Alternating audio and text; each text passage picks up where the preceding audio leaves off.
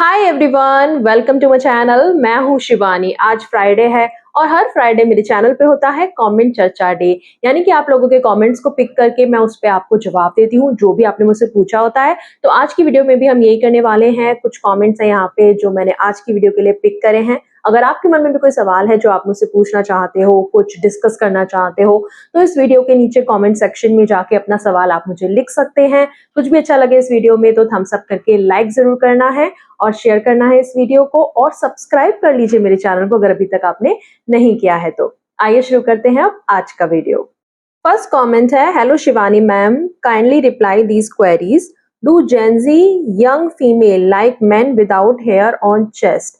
देखिए, जेंजी का तो मुझे पता नहीं, मैं अपना आपको बता सकती हूँ कि मुझे तो हेयर इतने नहीं पसंद है, चाहे चेस्ट हो या हैंड्स हो या लेग हो, तो मैं तो नहीं प्रेफर करती हूँ। बाकी जेंजी लोगों को आजकल पता नहीं, और हाँ, हर किसी की डिफरेंट चॉइस भी हो सकती है, सो यू नेवर नो कि हो सकता है किसी को ज्यादा हेयरी पसंद हो और किसी को मीडियम भी चलेगा और किसी को बिल्कुल भी ना पसंद हो। नेक्स्ट आपने पूछा है, how to approach text a female crush who is digital creator and does not make her feel awkward, is it right to approach formally through email? यार, बहुत सारे ईमेल आते होंगे अगर वो एक क्रिएटर है तो, और डीएम्स भी उनको बहुत सारे आते होंगे, तो मुझे नहीं पता कि आप कैसे स्टैंड आउट करोगे। फिर भी आप ट्राई करके देख सकते हो, ईमेल तो नहीं पर हाँ डीएम करके देख सकते हो। अगर आप उनको पर्सनली जानते हो तो पर्सनल लेवल पे आप उनसे बात कर सकते हो, थ्रू कॉल, मैसेज या मिलके, वो ज्यादा प्रेफरेबल रहेगा। बाकी ईमेल करना या डीएम करना तो बस लक बाय चांस वाली बात है, अगर उसने देख लिया एंड रिप्लाई दे दिया so well and good, but I am not sure कि ये वाले तरीके में आपको रिप्लाई आएगा भी या नहीं आएगा। नेक्स्ट कमेंट पे आते हैं, ma'am after how many later of intercourse we can know wife is pregnant successfully? देखिए, जब भी आप इंटीमेट होते हो उसके बाद जब भी पीरियड्स आएंगे, तो पीरियड्स अगर आ गए तो मतलब वो प्रेगनेंसी नहीं हुई है, और अगर पीरियड्स मिसिंग है तो मतलब प्रेगनेंसी के चांस हैं। ऐसे में फिर आप प्रेगनेंसी टेस्ट लेके वेरीफाई कर सकते हो, चेक कर सकते हो कि सच में प्रेगनेंसी है या किसी और रीजन की वजह से पीरियड्स डिले हो गए हैं। आप अपना ट्राई करते रहो 2 साइकिल्स के बीच में, एंड ओव्यूलेशन के टाइम पे सबसे ज्यादा चांसेस होते हैं प्रेग्नेंट होने के। सो ओव्यूलेशन कैसे कैलकुलेट करना है, कैसे उस टाइम पे ट्राई करना है, इस पे मैंने अलग से वीडियो बनाई हुई है, आप वो वीडियो देख लेना, मैं यहाँ पे लिंक दे दूंगी उस वीडियो का। नेक्स्ट कमेंट पे आते हैं, वाइट डिस्चार्ज और प्लेजर के बारे में गर्ल्स क्या क्या होता है, वाइट डिस्चार्ज कब आता है और गर्ल्स का क्या प्लेजर आता है, क्या क्या होता है? देखिए, वाइट डिस्चार्ज तब आता है जब ओव्यूलेशन का टाइम होता है अगेन, एंड ओव्यूलेशन की आप जानकारी लीजिए कि कब होता है वो टाइम, कैलकुलेशन क्या है। वैसे तो मिड साइकिल में आता है, जैसे पीरियड्स की एक साइकिल होती है तो मिड टाइम जब चल रहा होता है बीच का, उस टाइम पे ज्यादा वाइट डिस्चार्ज आता है। नॉर्मल तो थोड़ा बहुत आता ही रहता है हर किसी गर्ल को, क्योंकि एक बॉडी का अपना एक क्लीनिंग प्रोसेस भी होता है, एंड नॉर्मल है थोड़ा बहुत वाइट डिस्चार्ज आना। एंड ज्यादा तब आता है जब ओव्यूलेशन का टाइम होता है, क्योंकि उस टाइम पे आपकी बॉडी इंडिकेट कर रही होती है, गर्ल की बॉडी इंडिकेट कर रही होती है कि ये ओव्यूलेशन का टाइम है एंड प्रेगनेंसी के लिए सबसे सही समय है। इसके अलावा जो आपने पूछा कि प्लेजर कब आता है, तो ऑब्वियसली जब वो हायर लेवल पे सेटिस्फाई होती है, उसको अच्छा लगता है और उसका पार्टनर वही चीजें करता है जो उसे पसंद है, उसी तरीके से लव मेकिंग करता है, तो तब उसे प्लेजर फील होता है। एंड प्लेजर के टाइम पे जरूरी नहीं है किसी भी तरीके का कोई डिस्चार्ज एक गर्ल को हो जैसे बॉय को होता है, एंड इट्स कम्प्लीटली नॉर्मल। और कभी कभार ऐसा भी हो सकता है कि जब वो बहुत हायर लेवल के एक्साइटमेंट लेवल पे होती हैं तब उनको स्क्वर्ट हो सकता है। स्क्वर्ट ये एकदम पतला सा जैसे यूरिन होता है ना, कुछ कुछ उस टाइप का, कुछ कुछ उसमें वाइट डिस्चार्ज के पार्टिकल्स भी रह सकते हैं, मतलब वाटरी ही होगा मोस्ट ऑफ द टाइम। तो ये वाटरी जैसा जो होता है ये स्क्वर्ट कहलाता है, और ये तब आता है जब फीमेल एक बहुत ज्यादा हायर लेवल पे होती है। और कई बार नॉर्मल इंटरकोर्स से स्क्वर्ट करना पॉसिबल ही नहीं होता एक लड़की के लिए। उसके लिए उनका जो क्लिटरस वाला एरिया है उसको स्टिमुलेशन की जरूरत होती है। सो कई बार वो नॉर्मल इंटरकोर्स से होता ही नहीं है, लेकिन इसका मतलब ये नहीं है कि एक फीमेल एंजॉय नहीं कर रही, वो एंजॉय करती है उस टाइम पे भी, लेकिन स्क्वर्ट कभी कभार रेयरली ही होता है। नेक्स्ट कमेंट पे आते हैं। नहीं, मेरा नेक्स्ट क्वेश्चन ये है कि पार्टनर के साथ रिलेशन बना के वक्त वाइग्रा लेना ज़रूरी है या डिले स्प्रे, क्या दोनों के साइड इफ़ेक्ट हैं? देखिए, इन चीज़ों का साइड इफ़ेक्ट तो होता ही है और इनको रेगुलर बेस पे नहीं लेना चाहिए अगर मेडिकली आपको इसकी ज़रूरत नहीं है, और ऐसा कोई ज़रूरी नहीं है कि आपको इनको लेना ही पड़ेगा एक अच्छे सेक्सुअल रिलेशन के लिए। आप नॉर्मली अपनी ओवरऑल हेल्थ का ध्यान रखिए। आप एक अगर हेल्दी पर्सन हैं, आपका स्टेमिना अच्छा है और अपने पार्टनर के साथ आपके रिलेशन अच्छे हैं, तो ऐसे में आप बहुत ही ईज़िली इन सारी चीज़ों के बिना भी एक अच्छा सेक्सुअल रिलेशनशिप बना सकते हो अपने पार्टनर के साथ। और इन चीज़ों की ज़रूरत अगर मेडिकली है, तो अगेन डॉक्टर के प्रिस्क्रिप्शन के साथ ही, मतलब अगर डॉक्टर आपको बोले कि तुमको इनकी ज़रूरत है, तभी लो। और अगेन मैं बोलूँगी कि साइड इफ़ेक्ट तो होता ही है इन चीज़ों का। अब चलते हैं नेक्स्ट कमेंट पे। मैम, मुझे 2 डाउट्स हैं जो एडल्ट इंडस्ट्री से आए हैं। सारे वीडियोज़ 95% प्लस में कपल्स एक पैटर्न फॉलो करते हैं। फर्स्ट ओरल देन इंटरकोर्स, क्या नॉर्मल लाइफ में हम जैसे लोग भी ये पैटर्न फॉलो करना पड़ेगा? क्या सलाइवा यहाँ एक लुब्रिकेशन की जगह लेती है? नहीं, सलाइवा कभी भी लुब्रिकेशन की जगह नहीं लेती और ना ही इसे यूज़ करना चाहिए। इससे इन्फेक्शन होने के चांसेस हो सकते हैं। एंड जो पैटर्न की आपने बात करी, it's completely depends upon you and your partner. और आप दोनों जब साथ में होगे ना, तो धीरे-धीरे करके आपकी वो अंडरस्टैंडिंग बनेगी कि हम एक-दूसरे के साथ क्या चीज़ को ज़्यादा एन्जॉय करते हैं, क्या हमारा प्रोसेस है। और एक प्रोसेस में चलना ज़रूरी नहीं होता। एवरी डे या हर टाइम पे आप अपने पार्टनर को कुछ डिफरेंट करके सरप्राइज़ कर सकते हो। तो ऐसे में एक एक्साइटमेंट बनी रहती है रिश्ते में, और let's go with the flow वाली चीज़ रखनी चाहिए। जैसे जब जो मूड है या आपके पार्टनर का जैसे मूड है, उस हिसाब से चीज़ें करनी चाहिए। कोई भी ऐसा रूटीन या प्रोसेस नहीं फॉलो करना चाहिए। नेक्स्ट आपने पूछा, वीडियोज़ में unprotected relation and pull out method को नॉर्मलाइज़ किया जा रहा है, बट क्या ये इतना भी सिंपल है? क्या सच में प्री-कम एंड मिस्टेकन एजैकुलेशन को हैंडल करना इतना ईज़ी है? नहीं, ये बिल्कुल भी ईज़ी नहीं है, स्पेशली अगर आप अर्ली टाइम में हो, अभी-अभी आपने अपनी सेक्सुअल लाइफ शुरू करी है, तो बहुत मुश्किल हो सकता है आपके लिए कि सही टाइम पे पुल आउट करना। मिस्टेकन इजैकुलेशन जो आपने पूछा, यानी कि गलती से आपका इजैकुलेशन अंदर हो गया, सो ऑब्वियसली वहाँ पे आपको प्रेगनेंसी हो सकती है। और अगर आप अपने पार्टनर के साथ, जो आपका खुद का मतलब रेगुलर वाला पार्टनर है, आपकी वाइफ है, आपकी गर्लफ्रेंड है, उसके साथ नहीं कर रहे हो, किसी मतलब कैज़ुअल रिलेशनशिप में हो, तो ऐसे में आपको एसटीआई, एसटीडी लगने के भी चांसेस रहते हैं। सो कभी भी ऐसे विदाउट प्रोटेक्शन किसी के साथ तो ना ही करें। और आपका खुद का पार्टनर भी है ना, तब भी आप श्योर होके चलना चाहोगे ना, अगर आपको प्रेगनेंसी अभी नहीं चाहिए, तो आप वैसी प्रोटेक्शन लेके चलना चाहोगे कि प्रेगनेंसी के चांसेस कम हो और आप दोनों इस टाइम को एन्जॉय कर पाओ, बिना ये सोचे कि ये ना हो जाए, वो ना हो जाए, या सही टाइम पे मुझे पुल आउट करना है।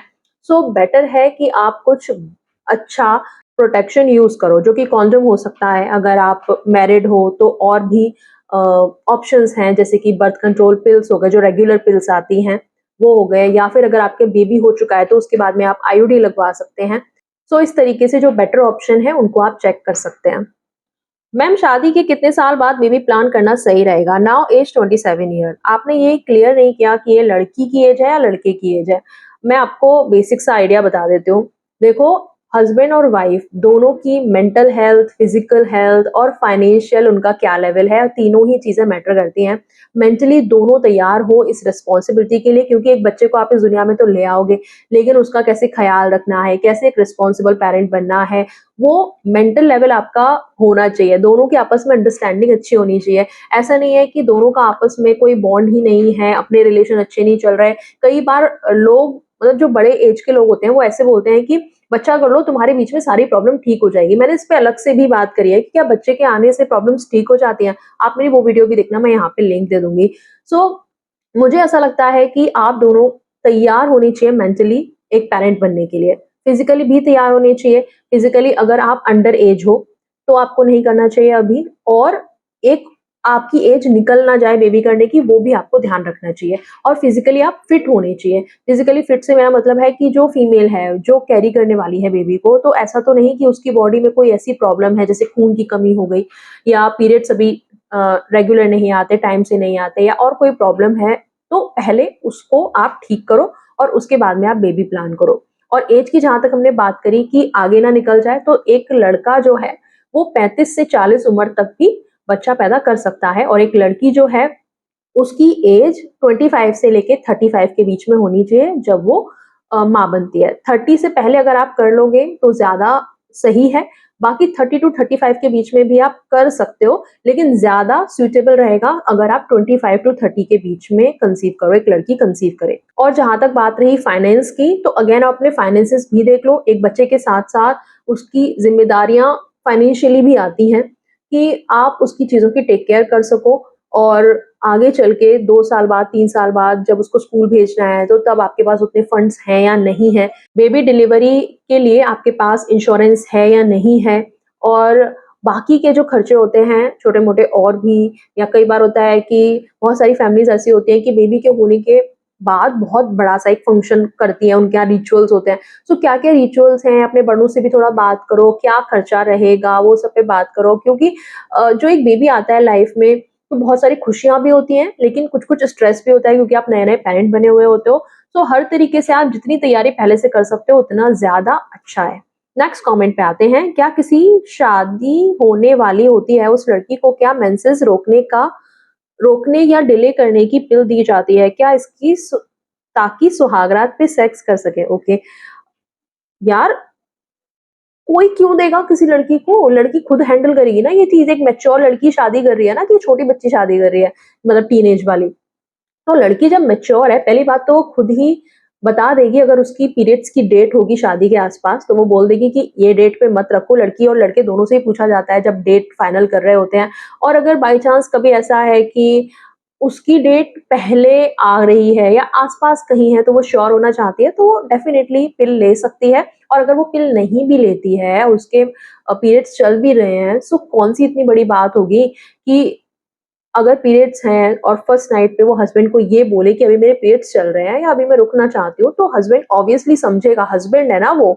ऐसा तो नहीं है ना कि, मतलब मैं ये बोलती हूँ मुझे थोड़ा अपने आप में लगता है, लेकिन समझाने के लिए बोलना पड़ता है कि ऐसा तो नहीं है ना कि सिर्फ आप 1 रात के लिए मिल रहे हो या 2-3 रातों के लिए मिल रहे हो और फिर अलग हो जाना है। नहीं ना, आप ज़िंदगी भर एक-दूसरे के साथ रहने वाले हो भाई। और ऐसी सिचुएशन को कि उसके पीरियड्स हैं या अभी वो रेडी नहीं है, आपको 2-4 दिन का उसको टाइम देना चाहिए। तो ये वाली बात तो आई थिंक कोई भी सेंसिबल लड़का होगा वो समझेगा, एंड उल्टा उसको टेक केयर और करनी चाहिए अपनी वाइफ की ऐसे टाइम पे।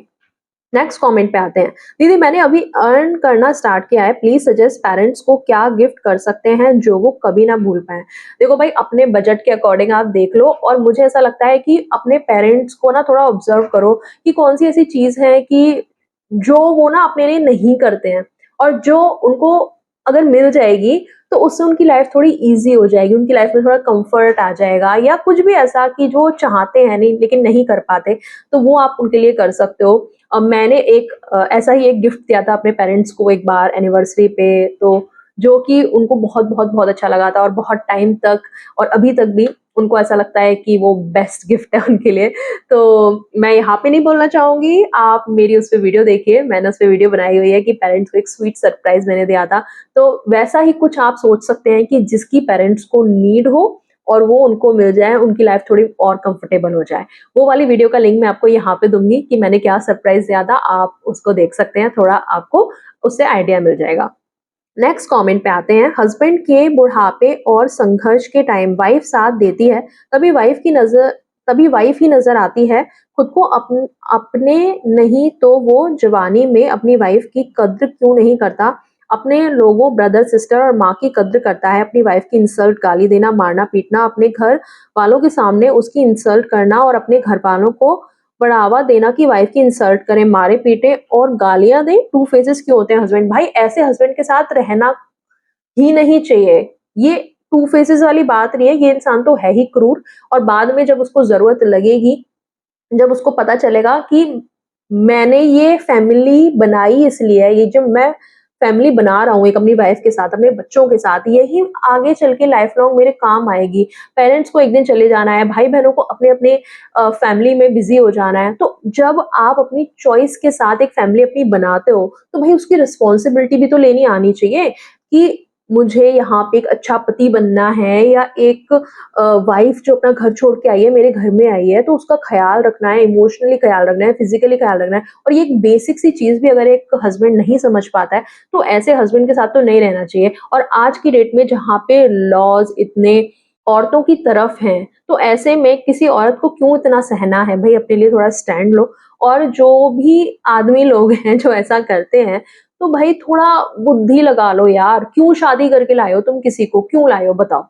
क्या रीज़न है, हैं? आगे चल के तुम्हारी फैमिली बनेगी, तुम्हारे बच्चों की मम्मी बनने वाली है वो, तुम्हारे बच्चे जितनी तुम्हारी इज़्ज़त करें, उतनी ही तुम्हारी वाइफ़ की इज़्ज़त करें, अपनी माँ की इज़्ज़त करें। और जो पर्सन अपनी माँ की इज़्ज़त करता है, उससे प्यार करता है ना, उसका आगे भी समाज में ना इफ़ेक्ट पड़ता है। और जो नहीं करता ना, जो देखता है कि उसके घर में ये कला-कलेशें हो रही हैं या मम्मी-पापा में नहीं बन रही है, पापा-मम्मी की कोई वैल्यू नहीं करते हैं, तो आगे चल के ना वो भी दूसरी औरतों की रिस्पेक्ट नहीं करता। तो बहुत बहुत कुछ इससे जुड़ा हुआ है। और आज की डेट में मुझे तो ऐसा लगता है कि किसी भी लड़की को ये सब नहीं सहना चाहिए, अपने लिए स्टैंड लेना चाहिए।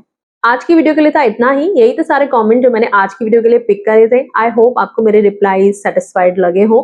अगर कुछ भी अच्छा लगा है इस वीडियो में तो एक थम्स अप करके लाइक ज़रूर कीजिएगा और सब्सक्राइब कर लीजिए मेरे चैनल को। और ढेर सारे ऐसे ही कमेंट आप मुझे करते रहा करो ताकि हम इस सीरीज़ को ऐसे ही आगे चलाते रहें। अभी मैं चलती हूँ, मिलूँगी आपसे अगले वीडियो में एक नए टॉपिक के साथ। तब तक के लिए बाय, टेक केयर।